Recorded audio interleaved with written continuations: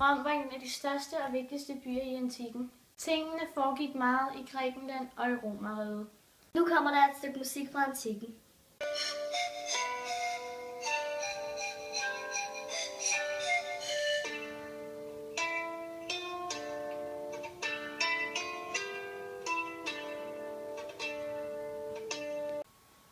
Musikken var anonym, og folk gik meget i kirke. Først i 1300-tallet blev det mere almindeligt, at der var komponistnavn på musikken. I middelalderen spillede Ars Nova en vigtig rolle. Stort set den eneste med flere sange fra før år 800 er den liturgiske musik fra den romersk-katolske kirke. Nu skal I høre noget musik fra middelalderen.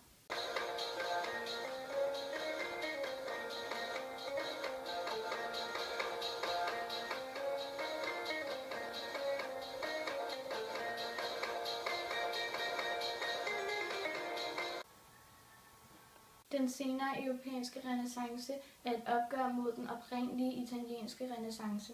De vil gerne lære deres egen musik. Nu vil vi vise jer et stykke musik fra renæssancen.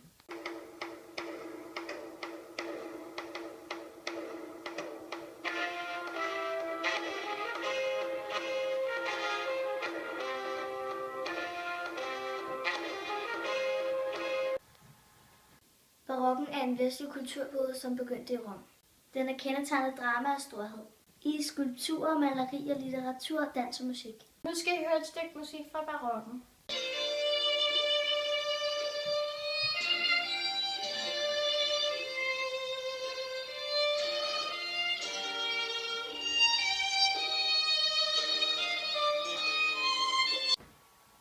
De mest kendte komponister fra wienerklassikken er Joseph Haydn, Wolfgang Amadeus Mozart, Ludwig van Beethoven.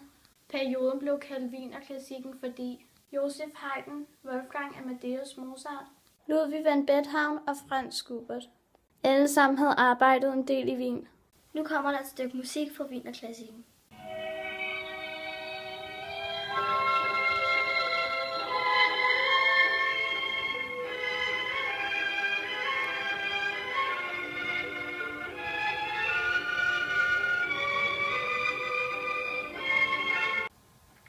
Der findes både tidlig romantik, som cirka er fra 1790 til 1820, højromantikken, som er cirka fra 1820 til 1850, og senromantikken, som er cirka fra 1850 til 1890. Dengang betød romantikken middelalderen. Romantikken var stærkest i Frankrig, Tyskland og Storbritannien. Nu kommer der et stykke musik fra romantikken.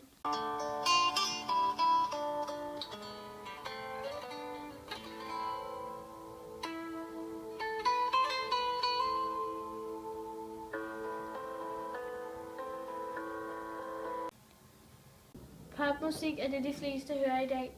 Det er blandt andet Rihanna, Selena Gomez, Jennifer Lopez og mange flere. Pop er den mest udbredte musikstil i moderne tid. Navnet pop er en forkortelse for populær. Nu kommer der top 10 liste i Danmark 2014 på sange. Trick It Like Miley med Christoffer Nissen. Start twerking like Miley. Twerk it like Miley. Bad med David Guetta.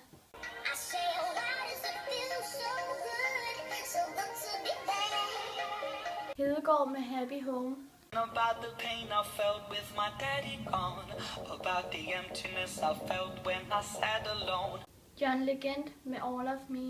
What would I do without your smart mouth?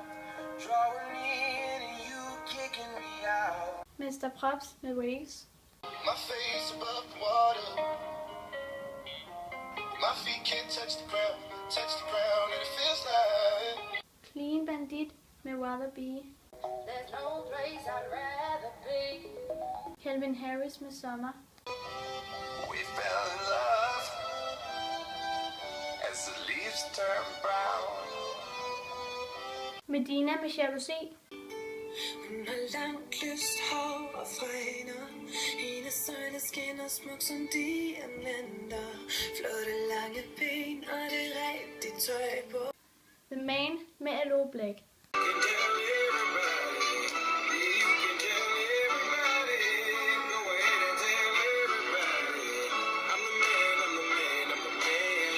Pharrell Williams med Happy.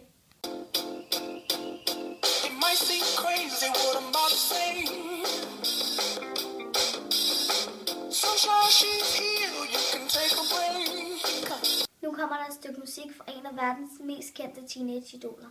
All the finer things in life, so just forget about the world we got tonight. I'm coming for you, I'm coming. Jeg vil gerne fortælle noget om Michael Jackson, fordi han er en af de mest kendte i musikkens historie.